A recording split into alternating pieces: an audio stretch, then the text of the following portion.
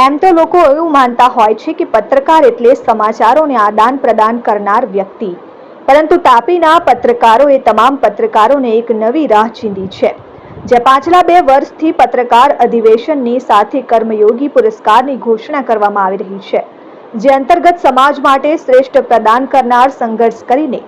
અનેક લોકોને પ્રેરણા પૂરી પાડનાર અને સાચા અર્થમાં પોતાનું કર્તવ્ય નિભાવનાર વ્યક્તિઓનું કર્મયોગી પુરસ્કાર વડે સન્માન કરવામાં આવે છે,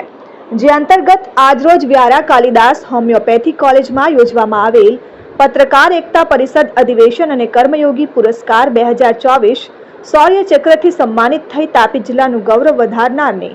અનેકને પ્રેરણા પૂરી પાડનાર મુકેશભાઈ ગામિતનું સન્માન કરાયું. મેઢા ગામના પીએચડી કરનાર પ્રિયંકાબેન ગામિત, ખુટાડિયાની પીએનજી કરનાર જુડવા બહેનો ઉર્વશી અને ઉમિયા, વ્યારા સિટી મોલ સામે ચાલી લારી ચલાવી અનેક લોકોને પેટ ભરાવનાર જયદીપભાઈ, ઉનાઈ નાકા પર જીઆરડી જવાન સાથે વાલોડ તાલુકાના પાણીમાં તણાઈ રહેલા વૃદ્ધનું જીવ બચાવનાર, ટીઆરબી જવાનો સાથે અકસ્માતમાં મૃત્યુ પામનારના પરિવારજનોને 3 લાખથી વધુની રકમ પરત કરનાર અને રાષ્ટ્રીય કક્ષાએ સન્માનિત થનાર તાપીની 108ની ટીમના કર્મચારીઓનું તથા સૌથી વિશેષ તાપી જિલ્લામાં ક્રાઇમ રેટ ઓછો કરવામાં મહત્વપૂર્ણ ભૂમિકા ભજવનાર અને સમગ્ર ગુજરાતમાં 4થા નંબરે કામગીરી કરનાર એલસીબી પોલીસ વિભાગનું પણ પત્રકારોએ કર્મયોગી પુરસ્કારથી સન્માન કર્યું. અને આ પ્રસંગે રોટરી ક્લબ ઓફ વ્યારા સોનગઢના રીનલબેન, ઇનરવેલ ક્લબ સોનગઢ વ્યારા પ્રાર્થનાબેન, કલ્પેશભાઈ શાહ જેવા અનેક વ્યક્તિઓ જેઓ સમાજ માટે શ્રેષ્ઠ પ્રદાન કરે છે અને પોતાનું ફરજ અને કર્તવ્યથી સમાજને પ્રેરણા પૂરી પાડે છે, એવા લોકોનું સન્માન કરાયું હતું. આ પ્રસંગે પત્રકાર એકતા પરિષદ ગુજરાતના પ્રમુખ લાભુભાઈ કાતરોડિયાએ પત્રકારોને લગતી વિવિધ સમસ્યાઓ પર પત્રકારોને માર્ગદર્શન પૂરું પાડ્યું અને સંગઠન વિશે માહિતી પૂરી પાડી હતી. તાપી જિલ્લાના પ્રમુખ રાકેશભાઈ ચૌધરી, મહામંત્રી ડોક્ટર બિંદેશ્વરી શાહ અને એમની ટીમ દ્વારા સફળ સંચાલન કરી કાર્યક્રમને ભવ્યતા પ્રદાન કરવામાં આવી હતી અને ઉપસ્થિત તમામ પત્રકારો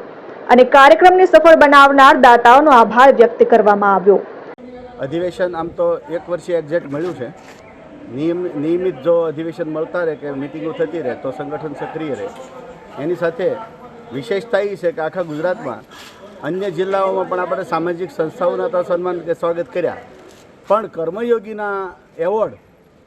ગયા વર્ષથી આ વ્યારામાં એટલે તાપી જિલ્લાએ શરૂ કર્યા છે અને સાચા અર્થમાં જંગલની વસ્તીમાં પડેલા, ખૂણે ખાંચરે પડેલા હીરોને શોધીને એનું સન્માન કરવું ખૂબ કઠિન કામ છે, પણ સાચા હીરોને સન્માન કરવાનું ગૌરવ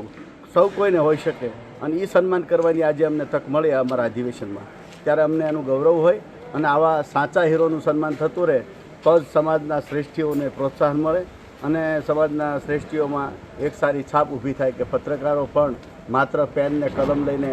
સમાચારો બનાવવા પૂરતા લિમિટેડ નથી, પણ એ સાચા લોકોની કદર કરી એનું સન્માન કરવાનું કામ પણ પત્રકારો કરી શકે છે. તાપી જિલ્લામાં અત્યારે માહિતી ખાતા સાથેનો એક સંઘર્ષ ઊભો થયો છે અને એવી પરિસ્થિતિ ઊભી થઈ છે, ત્યારે એવા પત્રકારોની સમસ્યાઓ વિશે આપ શું કહેશો? શું કરવું જોઈએ? સમસ્યાઓ તાપી જિલ્લાની એકલાની નથી, આખા દેશની છે. હંસરાજ પાડવી સાથે દીપેશ વડવી, RN ન્યૂઝ, તાપી.